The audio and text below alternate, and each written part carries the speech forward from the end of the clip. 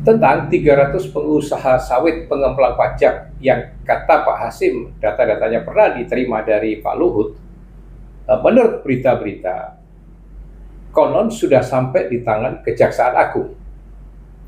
Nah, terkait dengan hal itu, di dalam konteks menjamin agar penegakan hukum kepada mereka, ya, para wajib pajak yang disinyalir sebagai pengemplang pajak ini berjalan fair, objektif, adil, dan setara, maka kami dari Tax Law Office Butros & Co. bekerja sama dengan Perkumpulan Pengacara Pajak Indonesia atau Perjakin akan menyelenggarakan, akan mendirikan bantuan hukum atau advokasi untuk para wajib pajak tersebut agar seluruh proses penegakan hukum terhadap mereka bisa berjalan fair, adil, objektif. Kita mendukung penegakan hukum, tetapi ini di era pemerintahan Pak Prabowo. Mari kita ingat pengarahan Pak Prabowo kepada APH, kepada polisi, Jaksa Agung, BIN, BPKB, dan lain sebagainya, agar penegakan hukum itu didasari kepada satu, data intelijen yang baik dan bukti yang kuat. Sekali lagi saya menekankan bahwa pernyataan Pak Prabowo dalam rangka penegakan hukum itu agar didasari pada data intelijen yang kuat dan bukti yang kuat. Dengan kata lain, Pak Prabowo memang menekankan penegakan hukum, tetapi penegakan hukum yang dilakukan dengan cara-cara yang fair dan adil, bukan dengan cara-cara kesewenang-wenangan atau dengan pendekatan kekuasaan.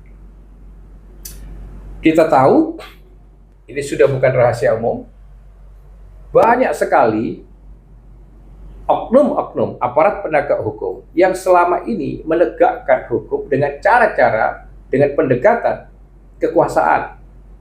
Misalnya dengan cara intimidasi, tekanan-tekanan, bahkan pemerasan.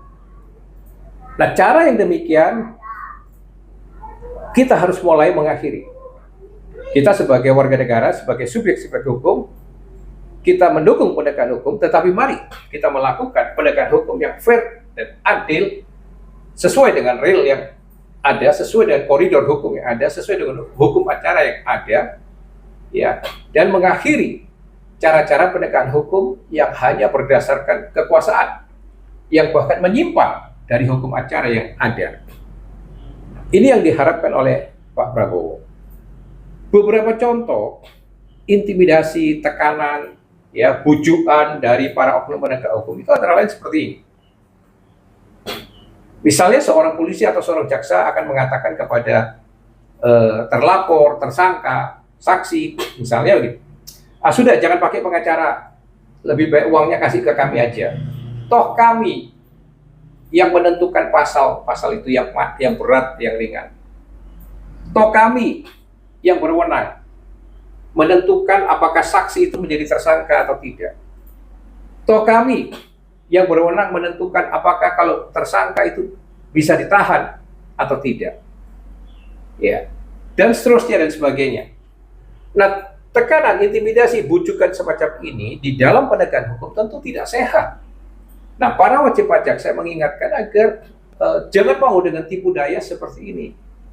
Ya, sekali lagi kita mendukung penegakan hukum, tetapi penegakan hukum yang sehat.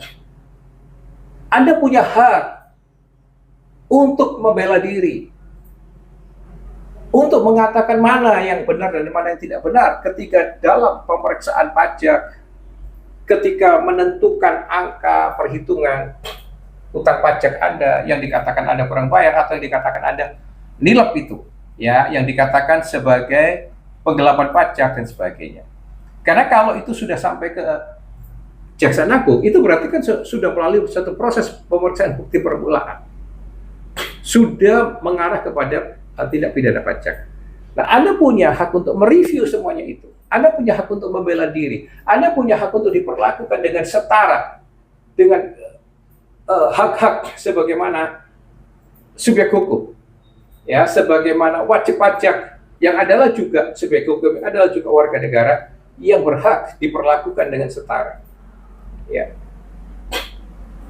Agar apa? Penegakan hukum yang diberlakukan kepada Anda adalah suatu penegakan hukum yang sehat. Penegakan hukum yang memang sesuai dengan real hukum, sesuai dengan koridor hukum acara yang berlaku. Dan ingat, yang menentukan nasib Anda itu bersalah atau tidak, itu bukan polisi, bukan jaksa, bukan pengacara, tapi hakim. Tapi di pengadilan, nah proses menuju ke pengadilan itu bagaimanapun sudah harus fair. Sekarang mungkin kita melihat, loh, hakim-hakim pun ditangkap gitu. Kemarin ada 3 hakim pengadilan negeri ditangkap oleh jaksa. Yang lalu-lalu ada hakim agung ditangkap oleh KPK. Apakah masih mungkin mengharapkan keadilan dari pengadilan? Percayalah, masih mungkin. Masih ada banyak hakim-hakim yang baik, yang takut akan hidup akhiratnya.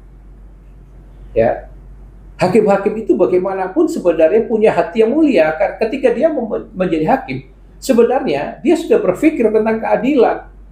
Jiwanya sebenarnya berorientasi kepada keadilan. Bahwa memang pengaruh setelah menjadi hakim, pengaruh dari lingkungannya, dari atasan-atasan, dari seniornya melihat praktek-praktek KKN dan sebagainya, lalu seperti yang kemarin mereka keluhkan, gajinya nggak naik-naik dan sebagainya, lalu jatuhlah moral mereka, ikut ke dalam KKN dan sebagainya. Tetapi percayalah, masih ada hakim-hakim yang baik. Masih ada. Saya mengatakan ini bukan ngecap, tapi memang mengalami. Masih ada hakim-hakim yang baik. Ya.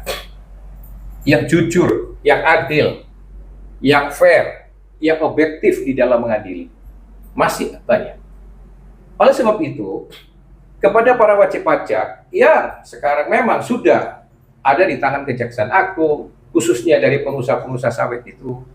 Saya menghimbau ya, untuk menghadapi pemeriksaan nanti dengan tenang, dengan teguh, ya disiapkan data-data.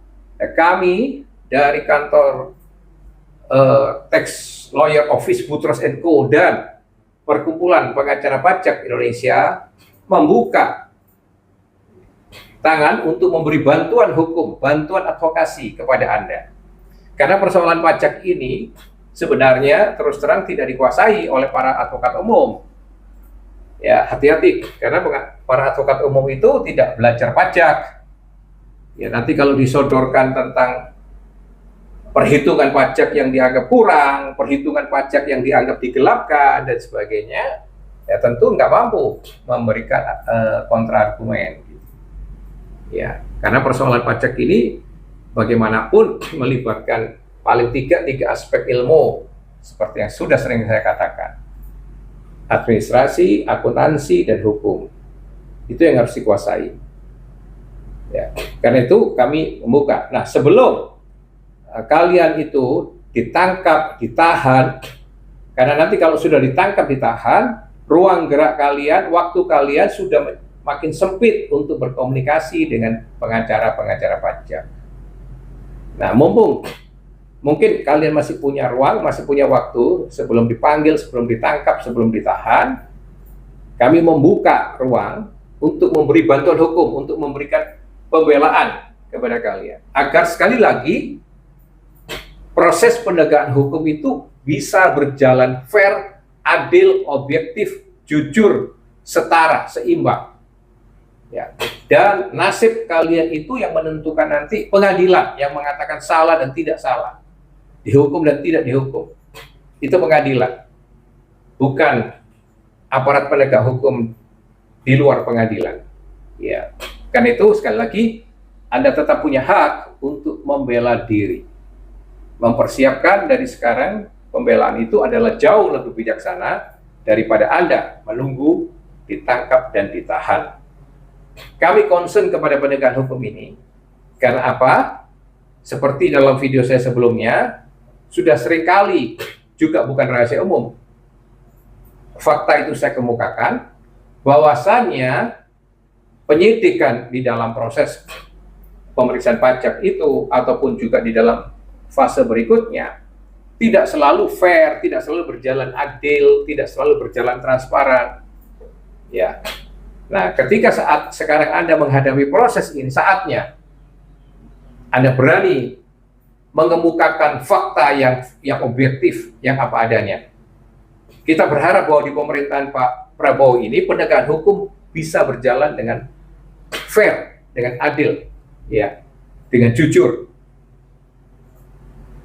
Berbeda dengan masa-masa sebelumnya. Karena tekad beliau kemarin di dalam pengarahan yang saya garis bawahi adalah menekankan intelijen yang baik dan bukti yang kuat. Jadi hukum bekerja secara efektif manakala ada bukti yang kuat, data yang akurat.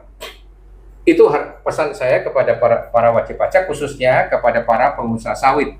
Sekali lagi, kami membuka kesempatan untuk memberikan bantuan atau pembelaan hukum kepada Anda. Salam Merah Putih.